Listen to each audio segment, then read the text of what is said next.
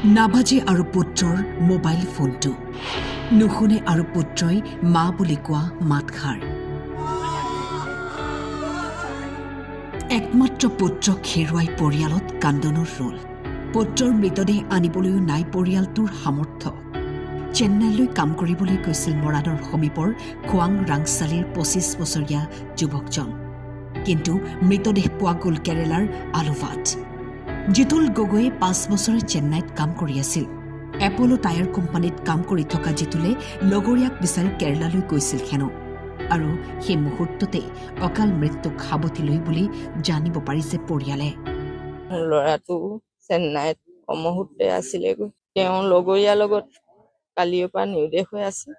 আজি ৪টামান বজাত ফোন কল আহে কেৰেলা পুলিচ ষ্টেচনৰ পৰা তেওঁলোকে কৈছে যে জিতুল গগৈ নামৰ এটা ডেড বডি উদ্ধাৰ কৰিছে ঘৰৰ মানুহে সমজি লওক আমি নিৰুপায় দুখীয়া দৰিদ্ৰ পৰিয়াল কাৰণে মুখ্যমন্ত্ৰী ছাৰলৈ মই এটাই অনুৰোধ মোৰ এটিয়ে সন্তান সেই সন্তান মাকে যে মুখখন চাবলৈ পায় আপুনি মোক যেনে তেনে সহায় কৰক আৰু আমাৰ বিধায়ক MLA ছাৰক চক্ৰ গগৈ ছাৰকো মই অনুৰোধ জনাইছো যেনে তেনে মোৰ এই দুখীয়া পৰিয়ালটোলৈ মোৰ পুত্ৰ সন্তানটোৱে ডেড বডিটো যেন মোৰ ওচৰলৈ আনি দিয়ে স্থানীয় বিধায়কৰ লগতে মুখ্যমন্ত্ৰীক এই ক্ষেত্ৰত সহায় কৰিবলৈ কাতৰ আহ্বান জনাই মাতৃয়ে মন্ত্ৰী ছাৰলৈ মই এটাই অনুৰোধ মোৰ এটিয়ে সন্তান সেই সন্তান মাকে যে মুখখন চাবলৈ পায় আপুনি মোক যেনে তেনে সহায় কৰক ভাইটি বোলে তাত ডকুমেণ্টছ এটা পাইছে লগতে ডেড বডি এটা পাইছে তাকে ভাইটিক অনা ব্যৱস্থাটো কৰিব বিচাৰিছোঁ খোৱাং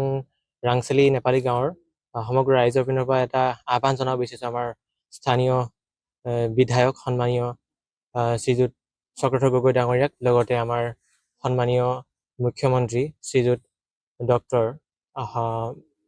হিমন্ত বিশ্ব শৰ্মা ডাঙৰীয়াক যাতে এই দৰিদ্ৰ পৰিয়ালৰ যি জিতুল গগৈ আজি আমি মৃত বুলি জানিব পাৰিছোঁ তেওঁৰ শৰীৰটি আমি যাতে তেওঁৰ নিজ বাসগৃহত আমি ঘূৰাই পাওঁ